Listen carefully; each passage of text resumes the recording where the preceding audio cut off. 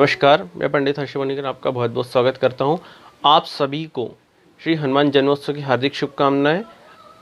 आप सभी आज हनुमान जन्मोत्सव मनाएं तथा हनुमान जी से प्रार्थना करें कि हम जिस महामारी से जूझ रहे हैं उस महामारी का नाश करें। हनुमान जी कलयुग में तुरंत फलदायी माने गए इनकी सेवा करना तथा ये अजर अमर है। श्री हनुमान जी का जन्म त्रेता युग के अंतिम चरण में मंगलवार के दिन मेष लगन में चित्रा नक्षत्र में सवेरे 6:03 पे झारखंड क्षेत्र में एक गुफा में हुआ था। अंजना जी इनकी माता है तथा केसरी जी इनके पिताजी हैं। हनुमान जी का जन्म रामचंद्र जी के काज के लिए हुआ था और इन्हें बाल्यकाल में ही काफ़ी वरदान प्राप्त हो गए थे।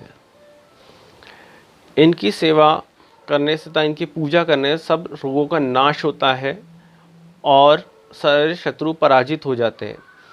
हनुमान जी के पास में अष्ट सिद्धि और 9 निधियाँ हैं। इसके अलावा हनुमान जी के जैसी अष्ट सिद्धि 9 निधियाँ कुबेर देव के पास में भी है, परंतु वो देने में सक्षम नहीं है, परंतु हनुमान जी देने में भी सक्षम है। सिद्धियाँ अष्ट निधियाँ, अष्ट सिद्धियाँ जो है और 9 निधियाँ इस प्रकार है। अष्ट सिद्धि में पहली आती है अणिमा, दूसरी लघिमा, तीसरी गरिमा और चौथी प्राप्ति। इस प्रकार से अष्ट सिद्धियाँ कही गई है। और निधि में महानिधि, पद्य निधि, कच्छप निधि, इस प्रकार से और भी निधियाँ हैं जो 9 निधियाँ कही गई। आपको स्क्रीन के ऊपर भी चार्ट आएगा, उसमें दिख जाएगा। श्री हनुमान जी की सेवा और पूजा करना तुरंत फलदायी है सभी कार्य में। स्टूडेंट हो चाहे सेना की जो तैयारी कर उनके लिए तो काफ़ी फलदायी है। इन्हें हनुमत कवच का भी पाठ करना चाहिए, हनुमत पंजीरा का। यदि आप काफ़ी रोग से परेशान हैं तो आप श्री हनुमान जी के वर्णमाला स्तोत्र का पाठ अवश्य करें, जिसे विभीषण जी द्वारा उनकी स्तुति की गई थी और क्योंकि उससे जो भी भूत पिशाच की बाधा वो नाश होता है। यदि आप वो नहीं कर सकते, सबसे सरल विधि हनुमान चालीसा का पाठ करना। यदि आप स्टूडेंट हैं तो आप हनुमान चालीसा में से एक चौपाई है, बल बुद्धि विद्या देहु मोहि हरहु क्लेश विकार। इस चौपाई का पाठ करने से आपको विद्या भी प्राप्त होती है और बल भी प्राप्त होता है। आप हनुमान जी जैसे विद्यावान बन सकते हैं। हनुमान जी के नाम के आगे विद्यावान बना है क्योंकि यह विद्यावान है। हनुमान जी को हर चीज़ का ज्ञान है और आप इनकी सेवा बहुत आसान है। सिर्फ इन्हें सिंदूर चढ़ाने से ये खुश हो जाते हैं। देखिए, सिंदूर मनुष्य अर्थात जो पुरुष है वो चढ़ाएंगे और स्त्रियां रक्त वर्ण पुष्प चढ़ाएंगी। हनुमान जी जिस प्रकार से मनुष्य में भाई के रूप में, पिता के रूप में उनकी मदद करते हैं, उसी प्रकार से स्त्रियों को भी भाई या पिता के रूप में ही मदद करते हैं हनुमान जी। इस दिन आप पुरुष हनुमान जी को चोला अवश्य चढ़ाएं। चमेली के तेल में सिंदूर घोल के उनके शरीर को लगाएं और लंगोट आदि और तुलसी पत्र उनको चढ़ाएं। यदि आपके ऑपरेशन के योग हैं तो आप इस दिन पान के पत्ते या पीपल के पत्ते पर चमेली के तेल में सिंदूर घोलकर अपनी अनामिका उंगली से राम लिखे और उनके हृदय पर लगाएं और उनको मोतीचूर के लड्डू का भोग लगाएं और वहीं बैठ करके हनुमान चालीसा का पाठ या बजरंग बाण का 3 बार पाठ अवश्य करें या हनुमत वर्णमाला स्तोत्र का पाठ अवश्य करें। इस दिन सुंदरकांड का पाठ करना भी काफ़ी फलदायी माना गया है। श्री हनुमान जी रुद्र अवतार अर्थात श्री शंकर जी के अवतार माने गए हैं। श्री हनुमान जी के 12 नाम का पाठ करने से आपके सभी मनोकामनाएं पूर्ण होती है रोज पाठ करने से। और श्री हनुमान जी का जो गायत्री मंत्र है, अंजनी सुताय च विद्महे वायुपुत्रा धीमहि तन्नो हनुमत प्रचोदयात्, इसका जप करने से सर्व शत्रुओं का नाश होता है। और यदि आप परीक्षा की तैयारी कर रहे हैं तो परीक्षा के लिए एक मंत्र है, ओम श्री वज्रदेयाय राम भक्ताय वायुपुत्राय नमस्तुते। इसका 11 बारी पाठ करने से आपको काफ़ी अच्छे रिजल्ट प्राप्त होंगे, कॉम्पिटिशन में सफलता अवश्य मिलेगी। यदि आप रोग से पीड़ित हैं तो हनुमान चालीसा की एक चौपाई है, नासे रोग हरे से पीरा जपत निरंतर हनुमत बीरा।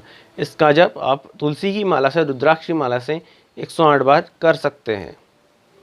या ओम नमो रुद्र अवताराय सर्वशत्रु संहारणाय सर्वरोग नाशाय सर्व वशीकरणाय राम दूताय स्वाहा।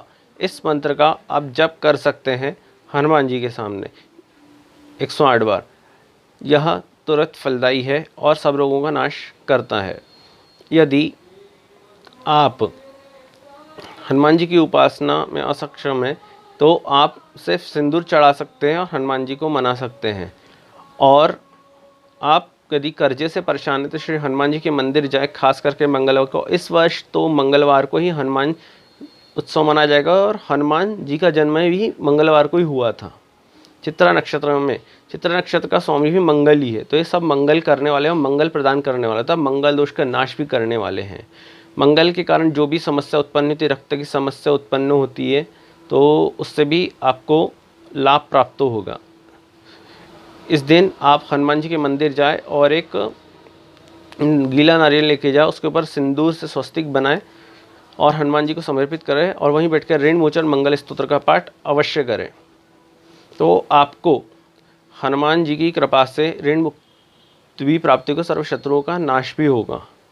और हनुमान जी को जनेऊ अवश्य चढ़ाएं, इससे केतु जनित समस्या का नाश होता है। यदि आपकी पत्रिका में ग्रहण योग है या अंगारक योग है तो आप बजरंग बाण का पाठ अवश्य करें। यदि ग्रहण योग है, सूर्य राहु, सूर्य केतु है, चंद्र केतु, तो आप खास करके सूर्य ग्रहण योग है तो आप हनुमान अष्टक का पाठ अवश्य करें। बाल समय रवि भिक्षलियो तब तीहू लोक भय अंधियारो, इसका पाठ अवश्य करें। या ओम हंग हनुमते नमः का पाठ भी कर सकते हैं।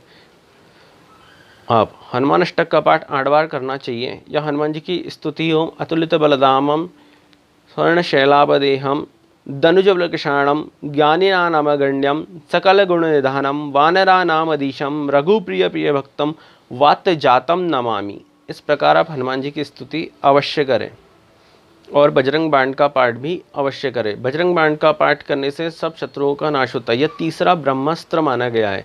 पहला ब्रह्मास्त्र गायत्री है, दूसरा बगलामुखी, तीसरा बजरंग बाण ब्रह्मास्त्र माना गया तथा इसमें हनुमान जी हमारी रक्षा अवश्य करते। इसमें हनुमान जी को बार बार दुहाई दी जाती है तथा शपथ दी जाती है या याद दिलाया जाता है कि आपको रामचंद्र जी की आज्ञा से हमारी रक्षा की जाए।